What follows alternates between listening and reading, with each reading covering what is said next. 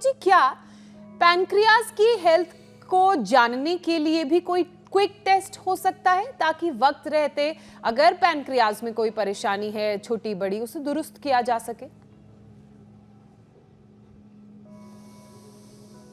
एक तो पेनक्रियाज की तरफ थोड़ा उभार आने लगे, इन्फ्लेमेशन, सूजन आने लगे, तो समझ लेना चाहिए कि पेनक्रियाज में इन्फ्लेमेशन पैदा हो गया है। तो ये मंडूकासन, योग मुद्रासन, ये हम रोज करवाते हैं। थोड़ी जमीन पर टिक जाती है और देखो पेट पूरा अंदर घुस जाता है, ऐसे ऐसे देखो।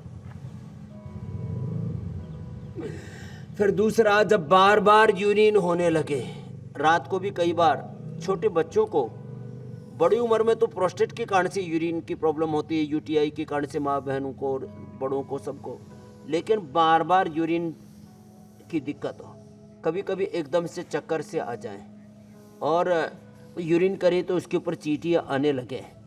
और जो है एक ख़ास बात ये होती है, जब डायबिटीज़ वालों को चक्कर भी आने लगते हैं, मुंह सूखने लगता है, अचानक मुंह सूखने लगे, थोड़े चक्कर से आने लगे और बार बार यूरिनेशन की प्रॉब्लम हो, कभी कभी बहुत भूख भी लगती है डायबिटीज़ वालों को। योग मुद्रा आसन, पद्मासन में बैठ के और वज्रासन में बैठ के मंडूकासन, फिर ये अर्धमत्स्येंद्रासन, वक्रासन, गोमुखासन, ये डायबिटीज़ के लिए परम औषधियाँ। फिर पवन मुक्तासन से लेकर के आगे पूरा पैकेज डायबिटीज़ का बताने वाले हैं, तो ये इंस्टेंट पता लग जाता है। आजकल तो ग्लूकोमीटर सब जगह आ रहा है। अब ये ग्लूकोमीटर के चक्कर में पहले ऐसा बोलते थे, शुगर जो है यदि 100 और 125 तक खाली पेट और 150 तक खाने के बाद आती है तो नॉर्मल है। आजकल लोगों ने इसको जो है नीचे धकेल दिया 50 पॉइंट। अब 150 तक नॉर्मल नहीं, बोले 100 से ऊपर गई तो बोले आप डायबिटिक हो गए, क्योंकि दवा खिलानी है ना। तो ये पूरा दवा का जो गंदा धंधा है ना, ये बड़ा खतरनाक है। खाली पेट कहते हैं 75 ही आनी चाहिए, खाने के बाद 100 ही आनी चाहिए। अब ये जो ऐसे पॉइंटों में चीज़ों को बांध दिया गया है ना, ये ठीक नहीं है।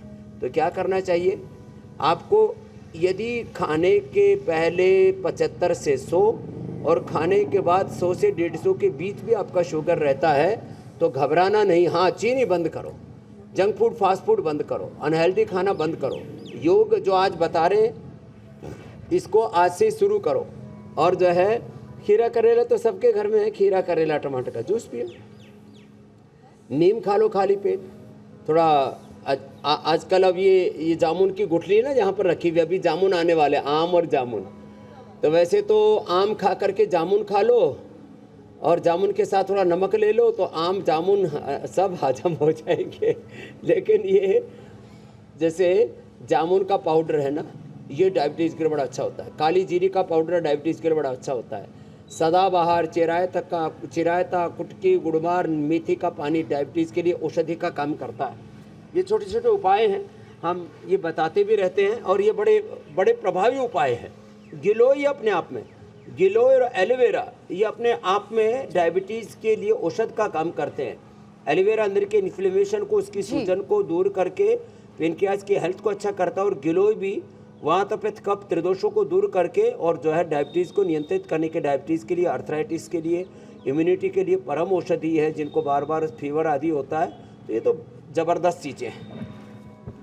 स्वामी जी, इतने आयुर्वेदिक उपाय आपने बताए, और चूंकि आज हम डायबिटीज और पैनक्रिया दोनों की परेशानियों की बात कर रहे हैं, क्योंकि इन दोनों का आपस में गहरा कनेक्शन है, उसके बारे में भी आपने कार्यक्रम की शुरुआत में समझाया। इसलिए स्वामी जी, पैनक्रियाज को हेल्दी बनाने के साथ साथ डायबिटीज से बचाने वाले योगाभ्यास कौन कौन से हैं, एक सेशन उसका भी करवा दीजिए। तो देखो, मंडूकासन से लेकर के गोमुखासन तक, कपालभाति और बाह्य प्राणायाम, देखो ऐसे ऐसे। कपालभाति के साथ, बाह्य प्राणायाम के साथ ऐसे गोमुखासन, मंडूकासन से लेकर के गोमुखासन तक एक पैकेज तो ये हुआ। जो बच्चे फ्लेक्सिबल होते हैं उनसे हम मयूरासन और मयूरी आसन भी कराते हैं। और आपने देखा, हम तो यहाँ डायबिटीज़ के पेशेंट को नॉन डायबिटिक बनाते हैं, और ये अभ्यास भी 1-2 मिनट तक लगातार करा देते हैं। और अब लेट करके करने वाली की बारी है। अब देख, ऐसे लेट करके अंगुलियों को इंटरलॉक किया और ऐसे किया, ये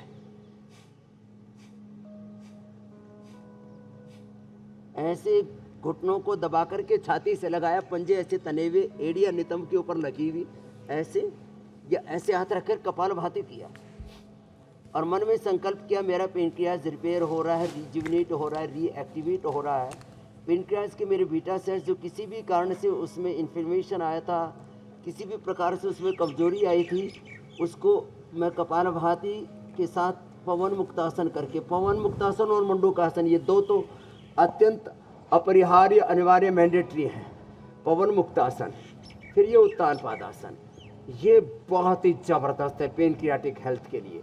1-2 मिनट से लेकर 10 मिनट लगातार कराते हैं और मैंने आपको जैसे पहले कहा मेटफॉर्मिन 500, 1000, 2-2000 तक आपके सामने मैंने कितने एग्जाम्पल्स रखे हुए हैं बार बार, जिनकी 50, 100, 125 तक इंसुलिन लग रही थी, 125 यूनिट तक, जिनकी 100, 200 आपने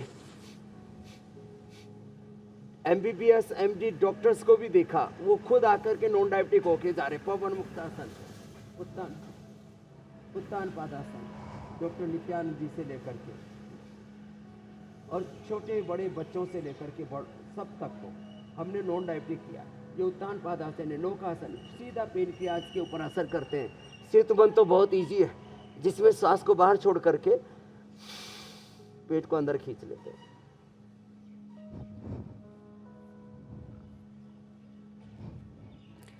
स्वामी जी जबरदस्त है। और एक ये पादांगुष्ठ नासा स्पर्शासन, फिर सर्वांगासन, हलासन, ये डायबिटीज के कॉम्प्लिकेशंस के लिए।